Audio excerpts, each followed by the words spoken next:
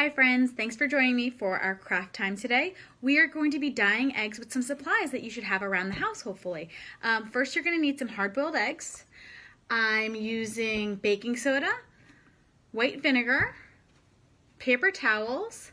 I do have a spray bottle full of water. If you have a water gun, that's cool. You could do some stuff outside. I'm also using some rubber bands, markers, food dye, and I'm going to need some measuring spoons, and I'm using paintbrushes, but you can use at home. If you don't have paintbrushes, you can always use a Q-tip. So the first thing I'm going to do is I'm going to take about a tablespoon of baking soda, and I'm going to put it into my empty container, and I'm going to mix. So here I'm putting my baking soda in, and I'm going to mix some food dye in with my baking soda. We're going to make a paste right now that we're going to paint on the eggs. So there we go, a little food dye. And at this point, I'm going to use a little bit of water to make my paste. This is about a quarter teaspoon, maybe 2/4 teaspoons. There we go. And we're going to mix that together to make a nice paste. Also, it's going to turn green instead of white because of the food coloring. And once our paste is nice and thick, sometimes you might need to add a little bit more baking soda, sometimes you might need to add a little bit more water to thin it out.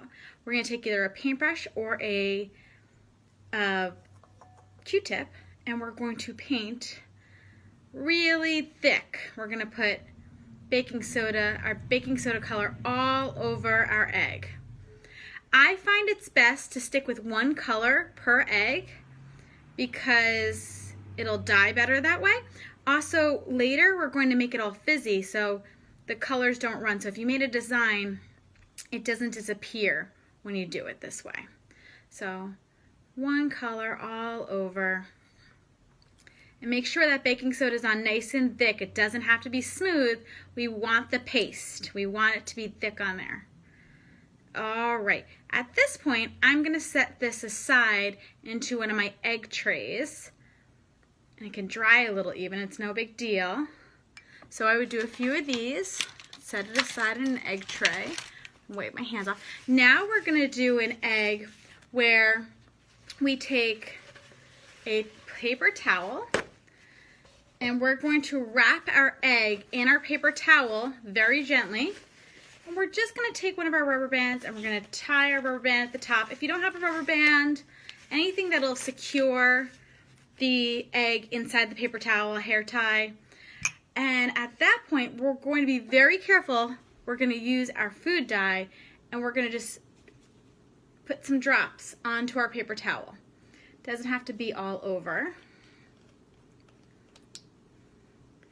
So I'm just doing a few different colors. Well, I only have 4 colors, but I'm only doing a few drops. I'm not completely covering my egg, but I am putting it around in different spaces. And let's get that yellow in there. So far we used green, blue, red, and here's the yellow. It can sometimes look a little orangey. So, all right, so we have our drops. What I like to do at this point is I would take a clean bowl and our spray bottle, and I'm gonna spray it right into the bowl.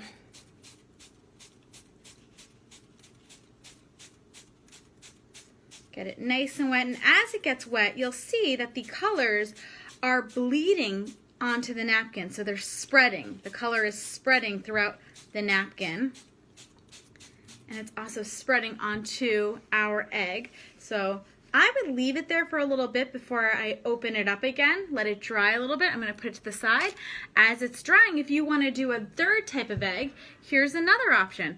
What you could do is you could take a rubber band and an egg, and you wrap your egg with your rubber band. You can even use more than one, so you have the rubber band around the egg. And then I already have one kind of done. See my rubber band's all wrapped around, and I used my markers and I colored in all the white spaces of my egg.